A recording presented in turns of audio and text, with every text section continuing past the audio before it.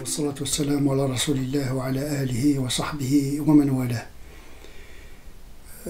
Allah subhanahu wa ta'ala dit dans le Coran: Tabarak alladhi biyadihi al-mulk, gloire à celui qui détient la royauté et le pouvoir. Alladhi khalaqa al-mawta wal-hayat, celui qui a créé la vie et la mort.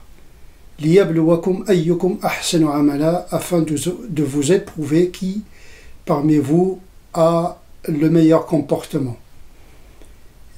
L'épreuve est le mot qui revient souvent dans le Coran.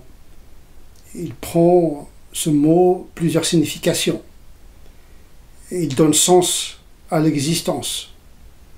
L'épreuve par la liberté, au risque de choisir le mal ou mal choisir. Choisir le mal, c'est commettre une faute volontairement, en transgressant une règle, en connaissance de cause, ou mal choisir, faire un choix par erreur, par une mauvaise interprétation.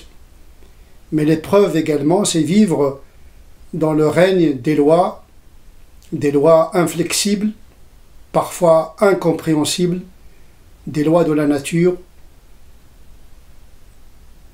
telles que les tempêtes qui détruisent tout, les volcans, les séismes, et comme l'épidémie dont nous subissons actuellement les effets. L'épreuve porte en elle-même un sens à méditer. أَوَلَا يَرَوْنَ أَنَّهُمْ يُفْتَنُونَ فِي كُلِّ عَامٍ مَرَّةً أَوْ مَرَّتَيْنِ ثُمَّ لَا يَتُوبُونَ وَلَا هُمْ يَذَّكَّرُونَ.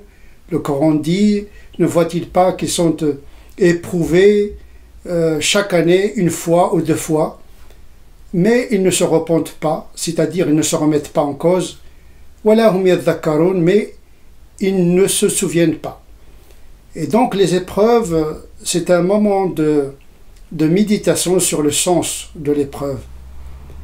Ces épreuves révèlent notre vulnérabilité, parfois notre perplexité devant l'incompréhensible, l'indicible.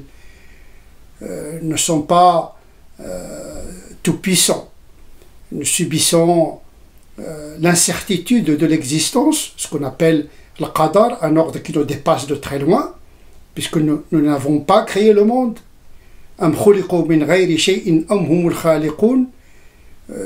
Sont-ils créés à partir de rien, ou bien sont-ils eux-mêmes les créateurs? Telle est notre condition humaine, la vulnérabilité. Nous subissons des lois parfois inflexibles, devant lesquelles nous n'avons aucune puissance, aucune résistance. Mais parfois, cette vulnérabilité constitue une force. En effet, le Coran confirme que l'être humain est créé vulnérable.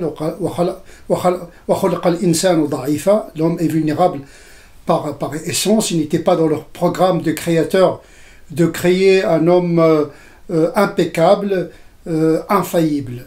Cette vulnérabilité, l'homme a toujours su la convertir à son avantage. On dit souvent que l'erreur est nourrice du progrès. C'est à partir des fautes morales, des erreurs intellectuelles que l'homme a pu progresser au fil de l'histoire. Et sans culpabiliser les gens à outrance, il ne s'agit pas d'une malédiction, d'une peine, d'une punition, mais d'un destin auquel l'homme est invité à réparer.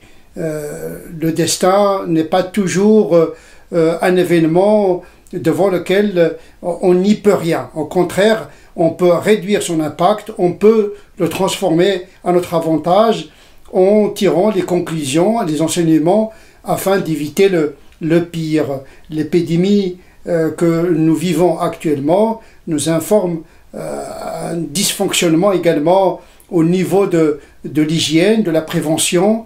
La mondialisation a fait que aujourd'hui les maladies sont mondialisées également. Il y a un modèle économique également qu'il faudrait revoir, et donc il faut anticiper d'éventuelles épidémies et catastrophes naturelles futures. Et donc dans le malheur, il se peut qu'il y ait du bien. Le mal est apparent, mais au sein duquel on peut trouver du bien. Le mal n'est pas absolu, n'est pas ontologique. Il s'agit de le recevoir avec sérénité. Le destin nous permet d'avoir un rapport apaisé, pas pour l'admettre, mais pour le transformer à notre avantage. Il n'y a pas de fatalisme absolu. On peut changer notre condition dans les limites humaines possibles. Aujourd'hui, l'heure est à la solidarité. Le gouvernement a décidé le confinement.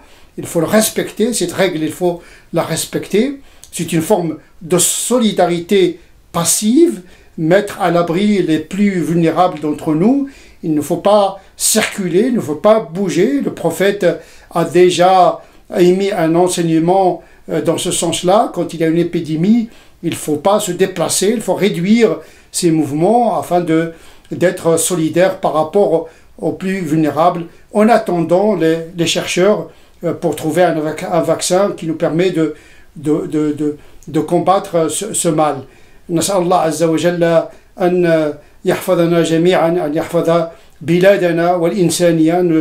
Nous implorons le Seigneur de protéger notre humanité et notre pays, la France, de tout mal. سبحان ربك رب العزة عما يصفون وسلام على المرسلين والحمد لله رب العالمين.